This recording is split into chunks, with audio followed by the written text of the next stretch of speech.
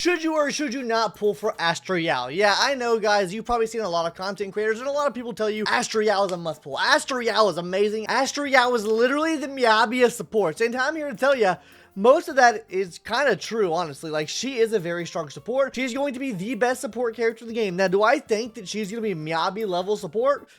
No, I don't think that's the case, but I do think that she is going to be the best support in the game. And I do think that in terms of buffs she's giving, she is going to be better than Caesar King for the team as well. But we're going to get into more of those nuances later on to the video, because I do think there's reasons on why I think maybe she's being overhyped just a little bit, and kind of talk about her future of where she stacks up at against future content that might be coming to the game. But what exactly does she do for your team? So I think the best way that we can classify what Astra is going to be doing is divided up between buffs, heals, and damage, because these are the three main things that I really think that she does. So let's hop into the buffs first. She is going to be giving you an attack buff. So attack buff, that's pretty self-explanatory. But with me recording this video before, you know, she's actually been released or any of her kit details have been released with specific numbers, let's just say that her attack number or her attack buff is going to be higher than any other attack buff that you get in the game. So take whatever that highest number is and add a couple of numbers to it, right? So that's number one thing she does. Number two thing she's going to be doing, guys, damage buff. Yes, she's going to be giving you a damage increase as well. So not only is she giving attack, she's giving damage as well.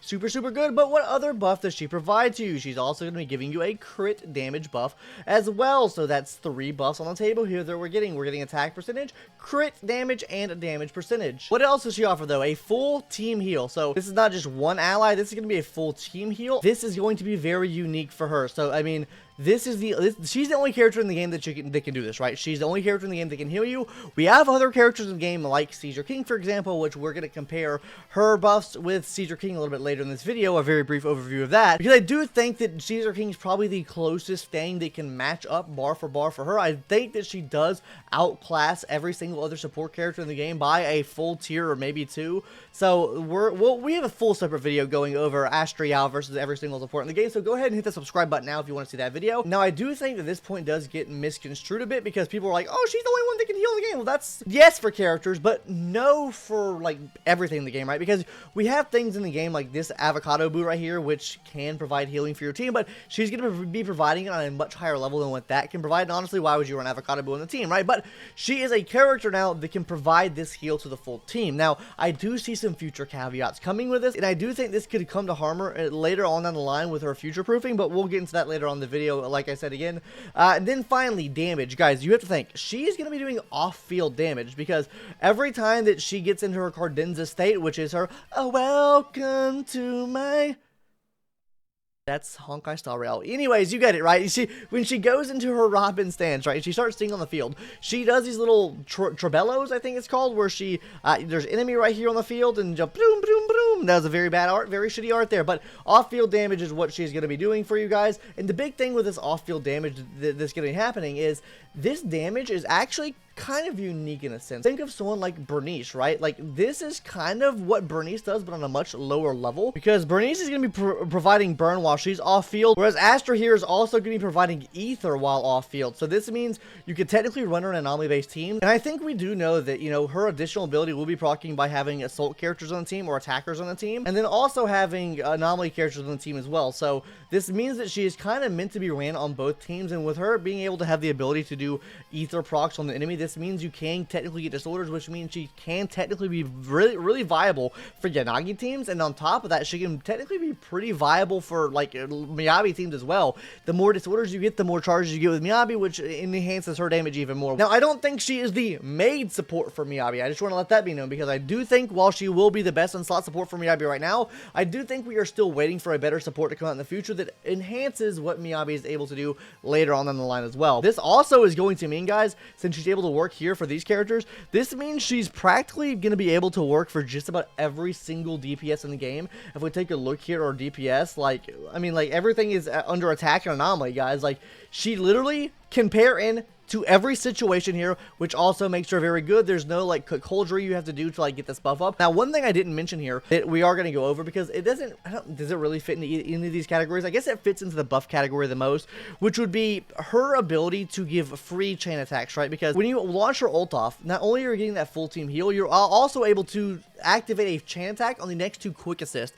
And she does give a lot of quick assists, so she does benefit quick assist characters quite a bit, but she's going to be giving free chain attacks as well, and this is going to be activating these chain attacks on non-stunned enemies. So if you don't have the enemy stunned, you're still going to mean this massive damage out. So this is going to be really good for characters that really do play like heavily off of their chain attack. This is kind of everything that she does here. If we would have put it on a check mark here, it's just 1, 2, 3, 4, 5, 6, 7, 8, 9, I don't know, about 9 things that she does differently for your team, which is a big step up for me personally from like Lucy, Nicole, and other characters in that same vein in the support category. Best de facto support in the game, hands down. I really don't think there's any argument to be made that she is not going to be that. Alright guys, so now we're going to be stopping the glaze just a tad here because I do want to give her a comparison versus Caesar King, which I do believe is like the best and closest comparison that you can make to what she's able to do, because we all know Caesar King, while she is a shield character, she's like a support character, let's be honest here. Alright guys, so here are the comparisons we're making here. This is basically doing everything that we just did previously for Astra and just moving it up here versus what Caesar King also is going to be giving your team, right? As we both know, both these characters give attack buffs. Caesar King is giving this damage vulnerability whenever you have characters on the team that have defensive assist or share the same faction, so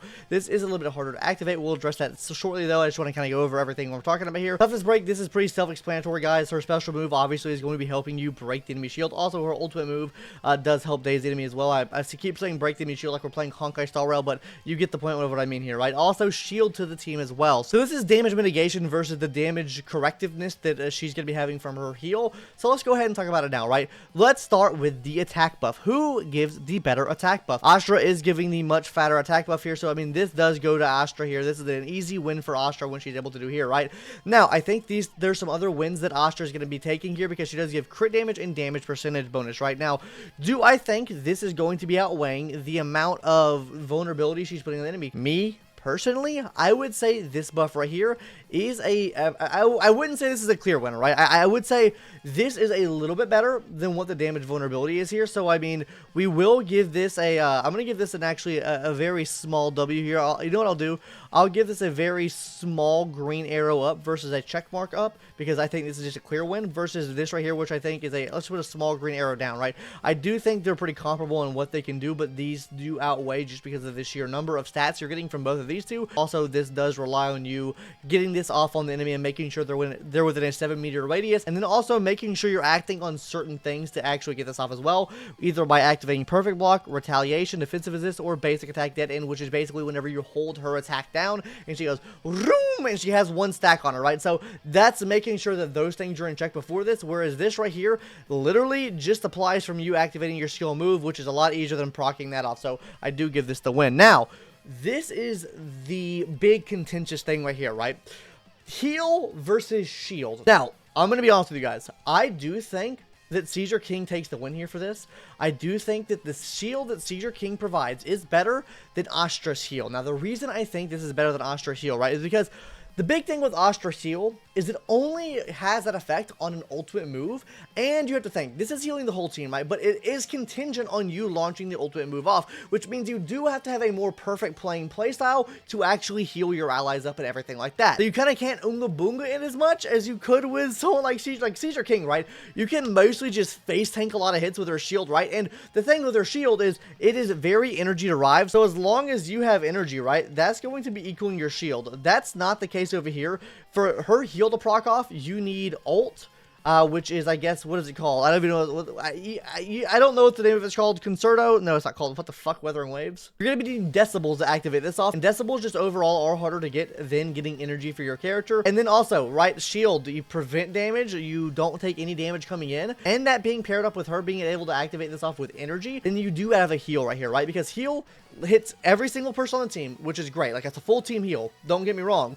But my problem with the heal is I think the heal is not enough to really warrant it being better than the shield, right? Because how I see it, right, is if you've played the, what's the mode called? It's not a permanent game mode in the game right now. I can't think of the name of the mode off my head, right? It's not Shield area. It's going to be in the Shield defense area. I think it's called stable. It's like a stable node, right? I don't know the exact name for it, right? But if you play the stable node where the objective is not to die and see how hard those enemies hit you, so bam, 2,500 100 damage. So this basically nullifies any heal that your Astra is able to do, and that's just for one character, right? But you've just completely nullified the heal that your Astra was going to do for you, and then you have to wait for her ultimate to get back up as well. Let's see a couple more hits. 1,000, 1,000, so they're doing quick attacks. That's an extra 2,400 there as well, and then one big attack, 2,500. So whether it be two fast attack chains to hit you or one big attack to hit you, it equals out to be around 2,500 damage in this particular mode right here, which was added in patch like 1.1 or something like that. So overall, that's how I see it as, is this: the heal is not enough to warrant it being better than the shield. So for that end, yeah, she's just better. Well, she's a shielding unit anyway. She's not like really a healer. She's giving you more buffs than anything, but the heal's nice, right? Anyways, yeah, so we're gonna be putting an X here for Miss Astra here, because this is not going to be it in that aspect there. Now, this is where the paths kind of diverge, right? Because we've kind of like mentioned things that are similar to a sense, right? And this one's going to be pretty different here, because we have toughness break, which is what I guess is not called toughness break. Anyways, that's besides the point, right? Toughness break versus off-field damage and quick assist buff. Genuinely, guys, I'd be giving this to Astra over here. I think the off-field damage aspect, with her also being invulnerable too in that aspect, is just very, very good. You just have to play her a lot smarter when you're playing her as a toughness breaker. If you're not running an extra breaker on the team, that is, versus the off-field damage you have here, you can normally just run her, a breaker, and then your DPS on the team, and then that'll also be fine. So for this, I would be giving a Dubsky here over to Miss Astra Yao here, and then the X over here to this as well. And then finally, quick assist buff. This is just something like I would say extra that Astra does, and this is an obvious win. She does do a little bit more than what Seizure King is able to do. Don't get me wrong, I think that Seizure King's shield is a very big aspect of why you pull her, and I do think in the future the heal could be more beneficial, but I just feel like the heal's kind of low there. So I do think this does make her the best de facto like support in the game, compared to what I would consider before the best de facto support in the game, even though she's not a support and she's a defensive character. So that's what I would say with this, right? I do think overall Astra Yao takes the win. But now what I want to talk about, guys, is actually going to be a future-proof ability, because I do see a couple of aspects where Astra Yao maybe starts to falter in the future, and they might not even add this stuff into the game, right? I'm just kind of theory crafting this on what might come into the game, right? Because they are giving us a character that heals now, right? And what does that tell me when they're giving us a character that heals, right? That means they're going to make enemies that either A, do more damage, B, attack you more frequently, or C, do both at the same time and absolutely start destroying your life. So I think her having the ability to heal, even though it might not be that much, you kind of still have to be like a dodge king and stuff like that, but with them adding a heal into her kit, that does make her a lot more viable in a lot of different situations, especially if you maybe came into a situation where the enemy is attacking more, right? And you are taking more hits, right? Having that oh shit button emergency heal is going to be really nice for keeping the team alive. I can't tell you how many scenarios that I've come into with my Ooga Boonga ass when I'm not running Seizure, and then my team just gets absolutely eviscerated, then she pops out into the field and heals them up, right? But the point I want to make here is, I think with how infrequent the heal can be, because it is the rise off your decibel meter, which is your ult meter, the overall heal aspect and how low that heal is could come to bite you in the ass later if you're not as good of a player. Now, this is not going to apply to you if you're like zero hitting shit and stuff like that. Like, the heal does not matter to you at all. This is mainly towards like that casual player, the player that doesn't like get super sweaty with the game and just wants to go through and beat content as quickly and easily as possible. The heal is meant for them. It's not meant for the super sweaty tryhard. But overall, guys, let's get to the point of the video, the bread and butter of the video, right? Should you be pulling for Astra, right? Like, is Astra worth your jades? I absolutely think she is. I think she is the Robin of Zenless Zone Zero, and I do think she'll last your account for a long time. I don't want to say that any character is a must pull, right? Because, like, how much more does she realistically offer over those other, like, A-rank supports in the game? Probably about 20% more.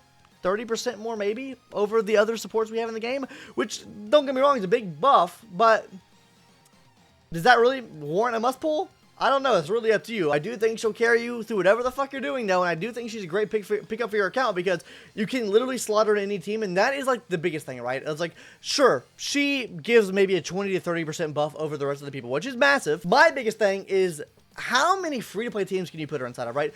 Looking at it from a free-to-play perspective, what is the real value you're getting out of this character, and how many different teams can you run her in? Because realistically, you're not going to be able to pull like every single character in the game if you're a free-to-play or low spender, right? So can she fit into, like, how many teams can she actually fit in? I think you throw her in any fucking team and she pops the fuck off. That's how I see it. Anyways, guys, yeah, should you pull? I think she's a good pull. I think she's a really good pull if you're a cat, if you want to pull for her. I do think she's better than Evelyn in part 2, even though Evelyn's sexy, cool, and looks like Kafka or Yelan. I mean, that she's cool, hot mommy, she's also hot mommy, so pick your poison, I guess. She'll last your account a lot longer than Evelyn, though, I think. So anyways, guys, that's gonna do it for this video. And also, subscribe to the channel if you want to see a video on me comparing her to every single support in the game. So, with that being said, guys, that's gonna do it for this video. Hopefully you enjoyed. Are you ready for Astra Yao? Are you pulling for it? Let me know in the comment section down below. Anyways, guys, see you later. Toodaloos and boodaloos. Bye. See you later. Oh, see ya.